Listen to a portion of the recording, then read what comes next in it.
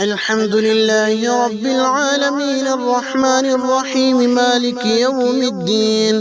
إياك نعبد وإياك نستعين اهدنا الصراط المستقيم صراط الذين أنعمت عليهم غير المغضوب عليهم ولا الضالين. يا بني إسرائيل اذكروا نعمتي التي أنعمت عليكم وأوفوا بعهدي أوف بعهدكم وإياي فارهبون.